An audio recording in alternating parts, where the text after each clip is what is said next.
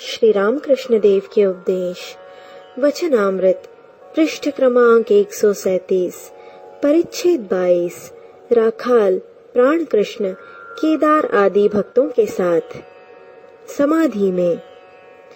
श्री रामकृष्ण काली मंदिर के अपने कमरे में भक्तों के साथ बैठे हैं। दिन रात भगवत प्रेम में, ब्रह्ममयी माता के प्रेम में मस्त रहते हैं। फर्श पर चटाई बिछी है, आप उसी पर आकर बैठ गए। सामने हैं प्राण कृष्ण और मास्टर श्री राखाल। इन्हें श्री रामकृष्ण की अभीष्ट देवी काली ने श्री रामकृष्ण को उनका मानस पुत्र बतलाया था। ये ही बाद में स्वामी ब्रह्मानंद के नाम से प्रसिद्ध हुए और रामकृष्ण संघ के प्रथम संचालक हुए थे। वे कमरे में बैठे हुए हैं। हाजरा महाशय घर के बाहर दक्षिण पूर्व वाले बरामदे में बैठे हुए हैं। जाड़े का मौसम है, पूस का महीना, सोमवार, दिन के 8 बजे हैं। 1 जनवरी 1883। श्री रामकृष्ण शॉल ओढ़े हुए हैं। इस समय श्री रामकृष्ण के अनेक अंतरंग भक्त आने जाने लगे हैं। लगभग साल भर से नरेंद्र, राखाल, भवनाथ, बलराम, मास्टर, बाबूराम, लाटू आदि भक्त सदा आते जाते रहते हैं। इनके आने के साल भर पूर्व से राम, मनोमोहन, सुरेंद्र और केदार आया करते हैं। लगभग 5 महीने हुए होंगे जब श्री रामकृष्ण विद्यासागर के बादुड़ बागान वाले मकान में पधारे थे। 2 महीने पूर्व आप श्री केशव सेन के साथ विजय आदि ब्राह्म भक्तों को लेकर नाव पर आनंद करते हुए कलकत्ता गए थे। श्री प्राण कृष्ण मुखोपाध्याय कलकत्ते के श्यामपुकुर मोहल्ले में रहते हैं। पहले इनका जनाई मौजे में निवास था। ये एक्सचेंज विभाग के बड़े बाबू हैं। नीलाम के काम की देखरेख करते हैं। पहली पत्नी के कोई संतान न होने के कारण उनकी सम्मति से उन्होंने दूसरी बार विवाह किया था। दूसरी पत्नी के एक पुत्र हुआ है, वही इनकी इकलौती संतान है। श्री रामकृष्ण पर इनकी बड़ी भक्ति है। शरीर कुछ स्थूल होने के कारण कभी कभी श्री रामकृष्ण इन्हें मोटा ब्राह्मण कहकर पुकारते थे। ये बड़े सज्जन व्यक्ति हैं। लगभग 9 महीने हुए होंगे श्री रामकृष्ण ने भक्तों के साथ इनका निमंत्रण स्वीकार किया था। इन्होंने बड़े आदर से सबको भोजन कराया था। श्री रामकृष्ण जमीन पर बैठे हुए हैं। पास ही टोकरी भर जलेबियां रखी हैं। किसी भक्त ने लाई हैं। आपने जलेबी का एक टुकड़ा तोड़कर खाया। श्री रामकृष्ण प्राण कृष्ण आदि से हंसते हुए, देखा, मैं माता का नाम जपता हूँ, इसीलिए ये सब चीजें खाने को मिलती हैं। हास्य, परंतु वे लौकी कहड़े जैसे फल नहीं देती। वे देती हैं अमृत फल, ज्ञान, प्रेम, विवेक, वैराग्य। कमरे में 6-7 साल की उम्र का एक लड़का आया। इधर श्री रामकृष्ण की भी बालकों जैसी अवस्था है। जैसे एक बालक किसी दूसरे बालक को देखकर खाने की चीज छिपा लेता है जिससे वह छीना झपटी न करे, वैसे ही श्री रामकृष्ण की अवस्था उस बालक को देखकर होने लगी। वे उस जलेबियों की टोकरी को हाथों से ढककर छिपाने लगे। फिर धीरे से उन्होंने उसे एक ओर हटाकर रख दिया। प्राण कृष्ण गृहस्थ तो हैं, परंतु वे वेदांत चर्चा भी करते हैं।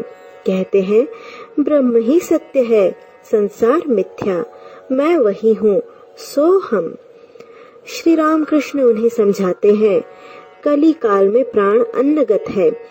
कली काल में नारदीय भक्ति चाहिए। वह विषय भाव का है। बिना भाव के कौन उसे पा सकता है।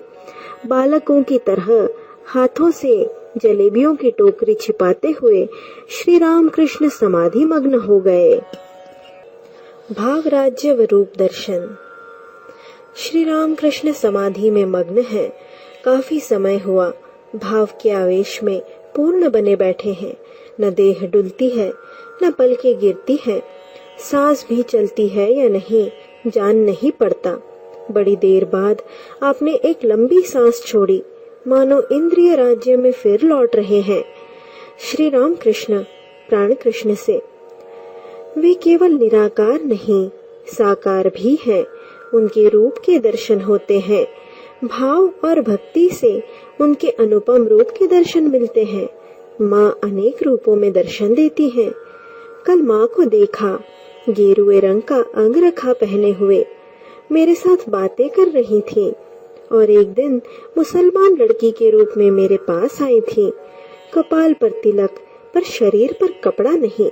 6-7 साल की बालिका मेरे साथ साथ घूमने और मुझसे हंसी ठट्ठा करने लगी। जब मैं हृदय के घर पर था तब गौरांग के दर्शन हुए थे।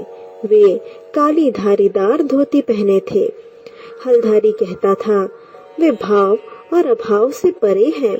मैंने माँ से जाकर कहा, माँ, हलधारी ऐसी बात कह रहा है तो क्या रूप आदि मिथ्या है? माँ रति की माँ के रूप में मेरे पास आई और बोली, तू भाव में ही रहे। मैंने भी हलधारी से यही कहा। कभी कभी यह बात भूल जाता हूँ, इसलिए कष्ट भोगना पड़ता है। भाव में न रहने के कारण दांत टूट गए। अतएव दैववाणी या प्रत्यक्ष न होने तक भाव में ही रहूंगा, भक्ति ही लेकर रहूंगा।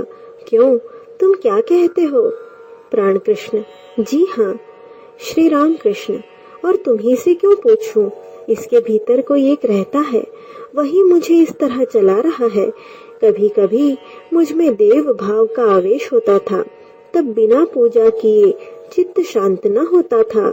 मैं यंत्र हूँ और वे यंत्री।